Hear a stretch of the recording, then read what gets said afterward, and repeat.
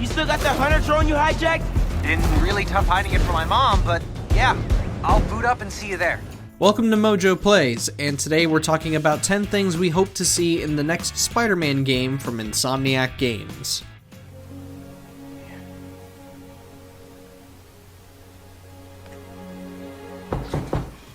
Before we begin, we publish new videos all week long, so be sure to subscribe to MojoPlays and ring the bell to be notified about our latest videos. Deeper connections. Hi there, I'm Simon Krieger, and what you're standing next to is a new form reactor. Once activated, this reactor will supply enough energy to power all of Harlem. One of Spider-Man 2's flaws lies within the relationships between characters, specifically with Peter. The villains, the allies, the romance, the mental struggles, everyone and everything revolves around Peter. Miles doesn't have much at stake, and the one villain he had remote connection with has moved on to turn a new leaf. Must have gotten mixed up in the move. One of Dad's old case files.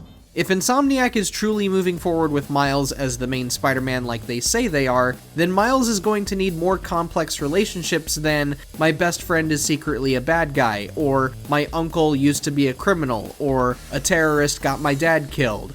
All three of those stories have been resolved, so it's time to give him something new. Give him something to struggle with personally, rather than just have him trying to finish a 500-word essay and manage his work-life balance.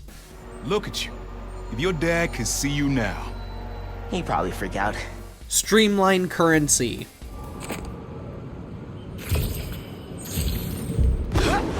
One of the problems with 2018 Spider-Man was just how ridiculous the token currency was. We get it, Sony, you don't want players blasting through the game in a single weekend, so you tie the suits, gadgets, and skill trees to separate currencies. Spider-Man 2 wasn't any better about that.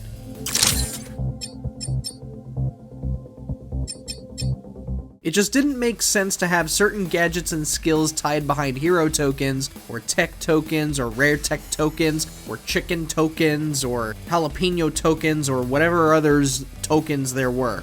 Why not simplify things instead of have us run around and farm for resources? Why can't it just be complete the mission to earn this skill or gadget, or hey, you did great stopping that crime, here's a token to redeem a gadget, upgrade, or skill of your choosing. Let's save the grinding stuff for the JRPG crowd, okay? We like that stuff over there, not in our open world games. New Sinister 6. What was that? Check it. Now. With the chameleon making a sudden appearance towards the end of the game, we can't help thinking that we're about to see a brand new Sinister 6. Peter had his with Electro, Vulture, Rhino, Scorpion, Mr. Negative, and the good Dr. Octopus, so what could Miles be up against? And of course, you rest easy.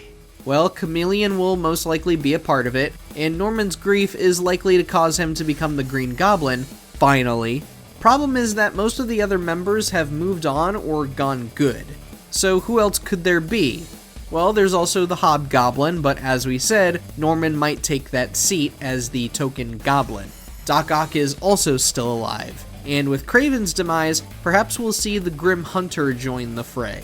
And we suppose Hydro Man, Tigra, and Overdrive could be worked in. Heck, it does feel like scraping the bottom of the barrel at this point, but let's keep an open mind for Insomniac's next entry. Ready for your final act? Less filler.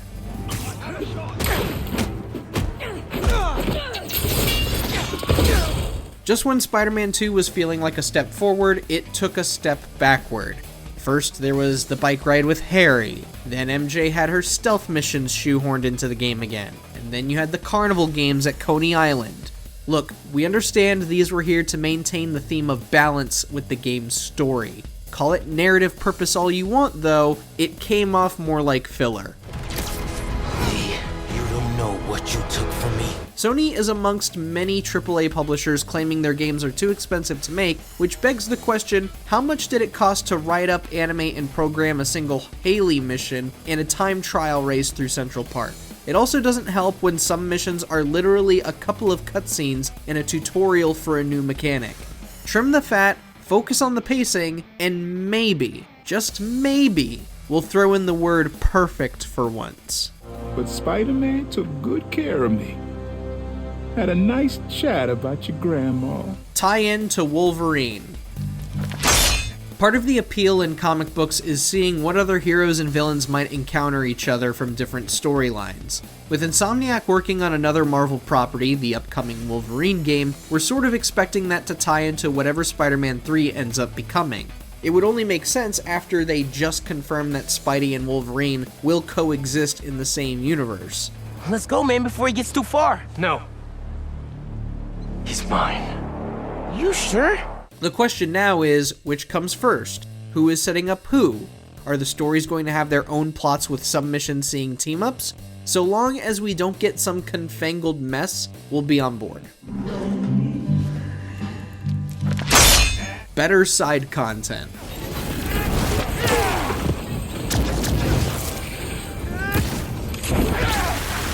Look, the side missions in Spider-Man 2 were a step up from the previous game. Not everything was a plague of collectibles that overstayed their welcome. Everything felt like it was leading to something and had its own story going. Problem is that anything that wasn't a friendly neighborhood mission quickly felt repetitive.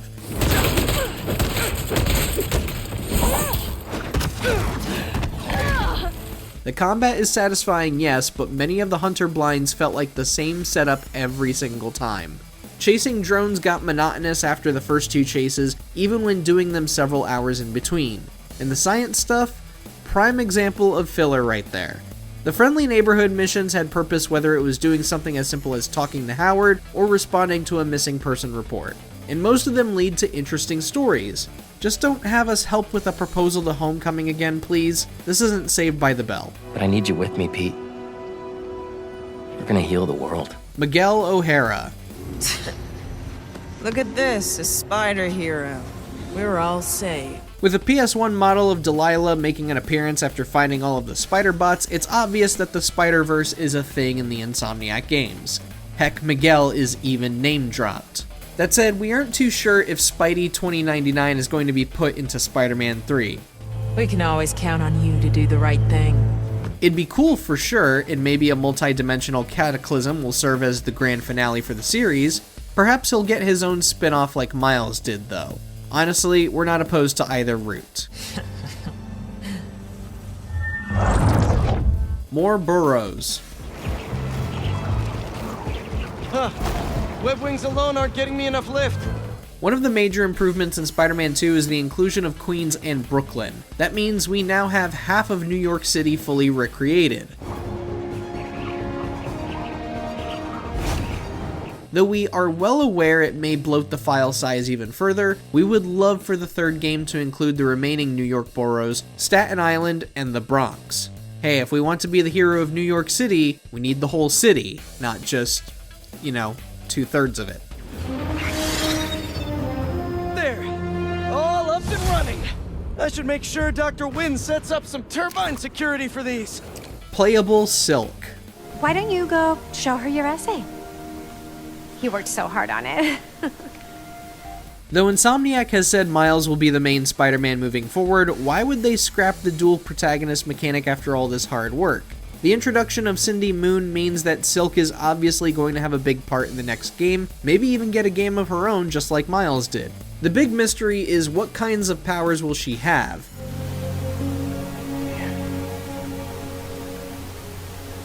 In the comics, her main gimmick was pheromones, believe it or not. However, Insomniac could use her to possibly repackage some of Peter's mechanics, or maybe the studio has some other ideas for her. We'll just have to wait and see.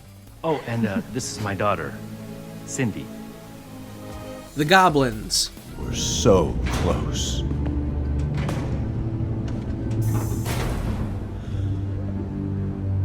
But I'll keep trying. We have seen just about every major villain in all three Insomniac Spider-Man games, except for Green Goblin.